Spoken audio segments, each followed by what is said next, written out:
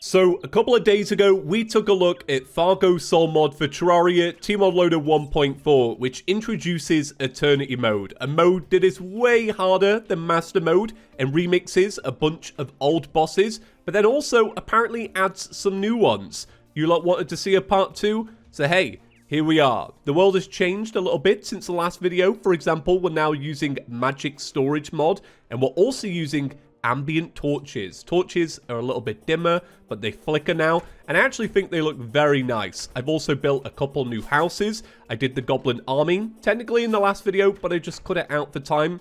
And then we're also using some convenience mods like boss checklist, recipe browser, and I think that's it. If there's anything else, I'll let you know. So yeah, apparently they've added new bosses to Fargo Soul mod, which I didn't know about. So there's one called the Trojan squirrel, which sounds quite cool. I remember there used to be a squirrel boss, but it was like way later in the adventure. It was a big, like, wooden mechanical squirrel, and I think that's probably what this is, weirdly. Maybe it's just been like moved to a different spot.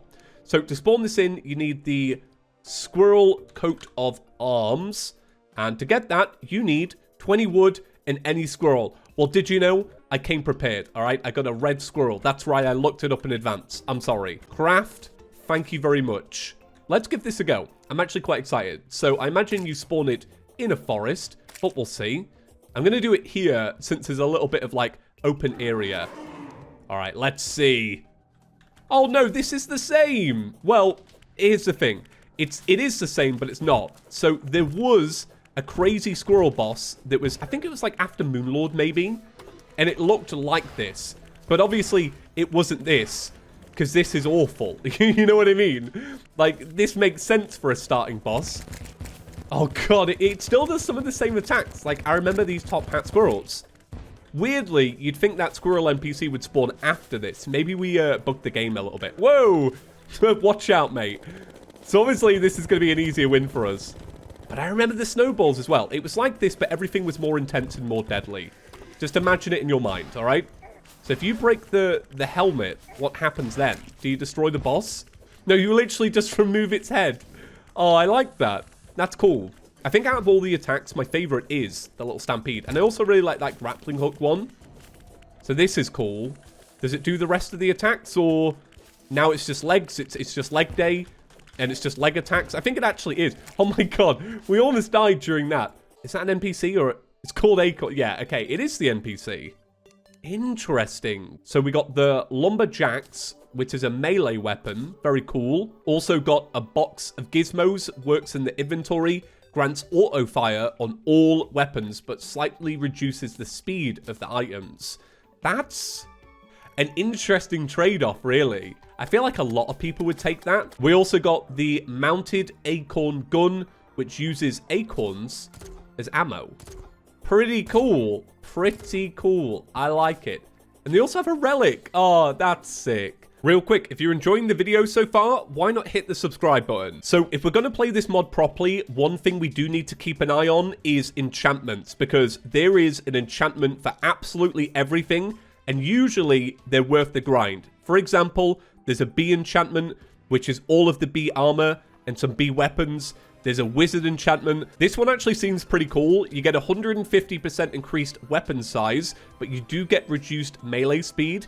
But every half second, a projectile will be doubled in size, and then that enlarged projectile will deal 10% more damage and have an additional chance to crit. So it turns out we don't actually have tungsten in our world. We have lead, and you do get a lead enchantment, and it says that it gives enemies lead poisoning, which is, I mean, kind of cool. Hey, Goblin Tinkerer, have a little look at that. The streak of finding him in a blue mushroom biome continues, all right?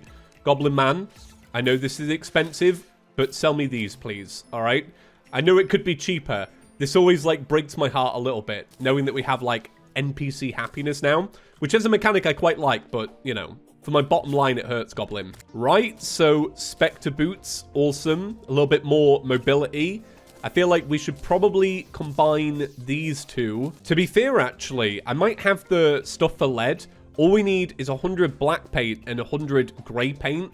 I'll be honest, I never paint in Terraria, so I don't even know if the painter will sell these by default. Let's find out together.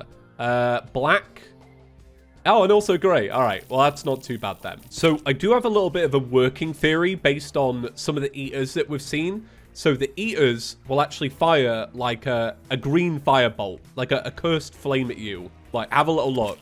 I have a feeling that the Eater of Worlds is probably going to do something like that, just so that it's extra thematic. But we will see. I don't think I'm, like, ready for it, though. Like, technically, if I was playing normal Terraria, I would be. And, I mean, I've got a pretty sick modded weapon. But it doesn't feel enough. Like, the damage output on this doesn't actually feel all that good. And I think it's because you're relying on the minions more than you are the contact damage. And that might be hard during the Eater of Worlds because you want to try and deal as much, like, contact damage as possible so that you can destroy, like, the segment closest to you. Whereas I think we might get in a scenario where this is, like, attacking all the segments at once, and that's not what we need. Lead poisoning deals damage over time and spreads to nearby enemies. Okay, let's see. Can you tell it's on? No. So I'm gonna assume it's working. So because we've already broken a shadow orb, we only need to destroy one more after this. And conveniently, there's one here which I'm not going to grab because I want this to be like a somewhat level surface. There is one right here, which is like the ideal spot. So let's actually, we're buffed up, we're all ready. Okay, we've got health potions. I'm really hoping this goes well, because it would be wonderful to get it first try. But I've got to learn to not expect that. Do you know what I mean? You can't go into it feeling... Well, you got to feel confident, but you can't feel too confident. Why is the sprite pink? I feel like the... Yeah, so look, there you go. Cursed flames. Oh, no. Oh, they're bad. They're bad. Yeah, okay, right. So, this is exactly what I thought. Because of the fact our weapon is dealing, like, little summons, it's not actually ideal for the Eater of Worlds, like, at all. It's actually kind of counterintuitive. That was really bad. So even though this weapon is really cool looking, I don't think it's going to cut it. So I think what we'll do is we'll move to a bow and also jester arrows, which will give us the ability to pierce the boss. And then hopefully every time we pierce it, we'll also inflict lead poisoning, and that will synergize a lot better. It's a blood moon, right? Now tell me, why does Acorn look like he's been possessed by Satan? You know, this was already a pretty strange NPC, you know, popped out of a boss. But now, I've reason to believe that he's working against us. So, does that mean he's got, like, a different shop inventory? Let's see. It just says, you will suffer.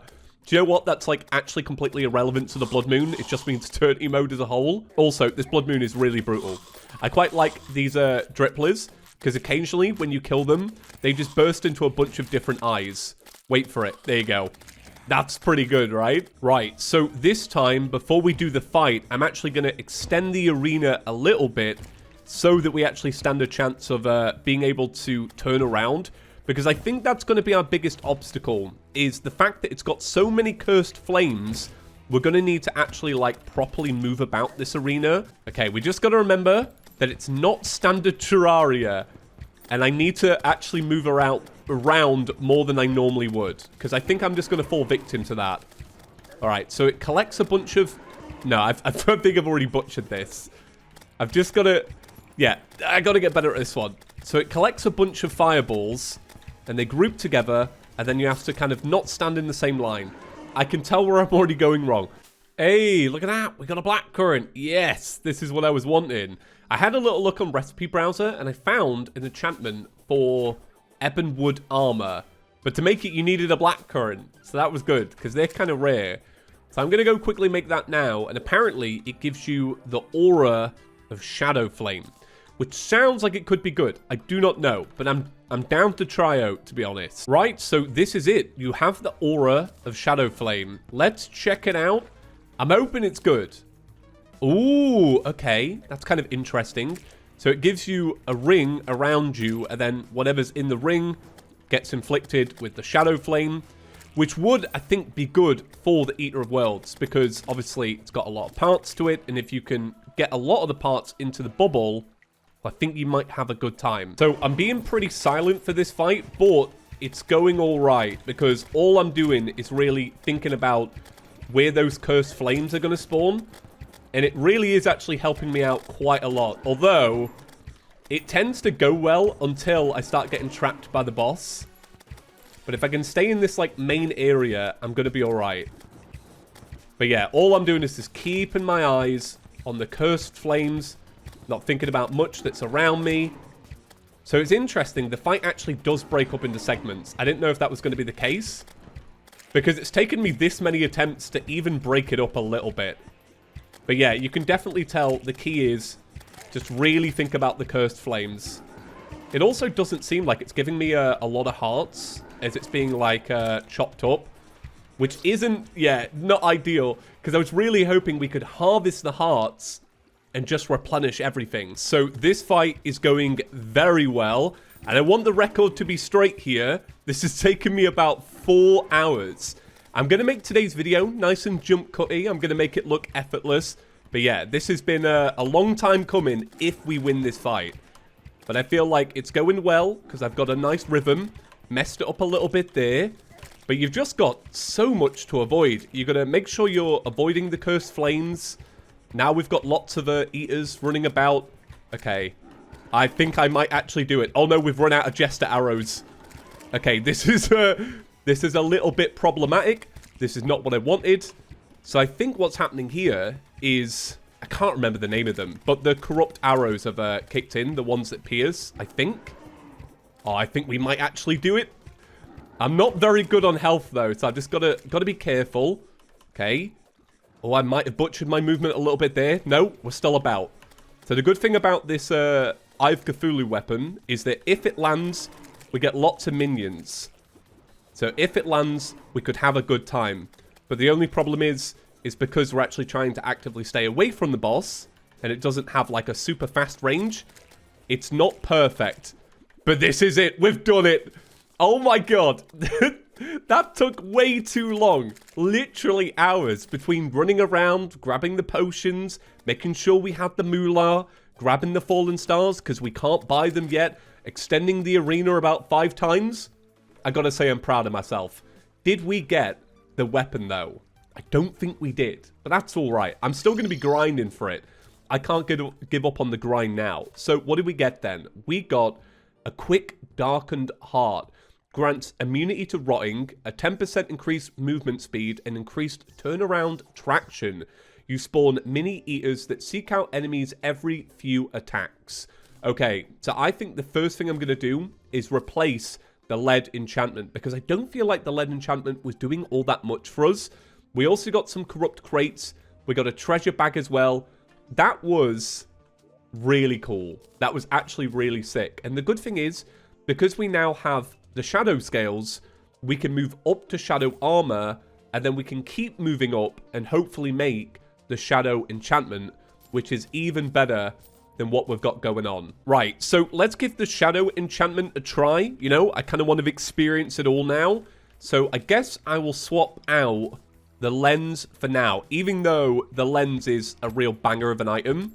I feel like we have a good chance of hitting these shadow orbs as well because of the fact that we're using a bow. So I'm still having a pretty tough time with the Eater of Worlds, and I do want to grind it out because it does have a special weapon. It's apparently called the Eater of Worlds Staff, and it's a 1 in 3 drop. But I thought, why waste time on fights I'm not winning consistently when we can take our new Nightmare Pickaxe, go down to hell real quick, grab some molten, I don't know about molten armor, but I reckon we'll probably make the molten bow and just upgrade things. You know what I mean? Like, why struggle when I've already gone through the pain that is Eternity Mode Eater of Worlds? Real quick, while I'm in hell, because I don't think I'm going to get an opportunity to talk about this again, I recently bought the collector's edition of Terraria, like an original printing, and it had a bunch of reviews on the back of the copy, right?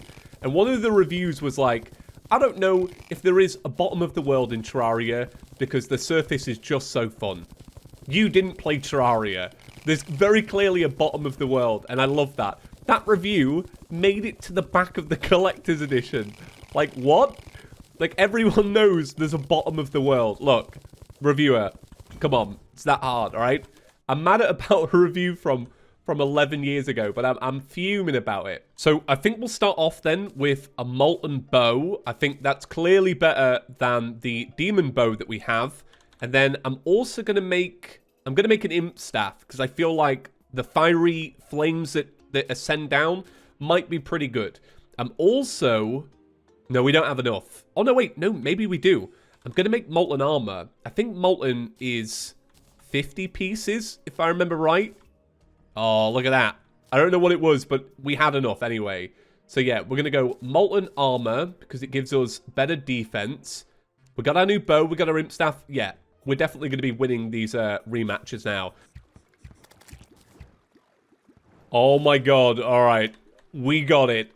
Do you know what? With all those upgrades, it was still kind of janky. And I was still dying because we were so powerful. We were, like, splitting the boss too early. And it just was not a good combination. In terms of damage, though, fantastic. Like, we made the right choice. Molten armor all the way. So, let's have a little look at this weapon then. The thing that I've been grinding for. So, it's called the Murderous Eater of Worlds Staff. Let me get rid of these imps. Here it is. That's right. You get your very own Eater of Worlds that you can fight with. And it's so cool. This is why I love Fargo Soul Mod. It's the creative weapons, you know? When you play Master Mode in Vanilla Terraria, you play it for the relics, and you play it for the really banging, like, boss-themed pets. When you play Fargo Soul Mod, you play for this. This is what it's all about. Yeah, that is class. So, that's going to be it for today's video, but the Queen Bee is up next, and if you want to see some more pain, let me know, because I can always do a third part of this. Thank you very much for watching, and I will see you in the next one. Peace.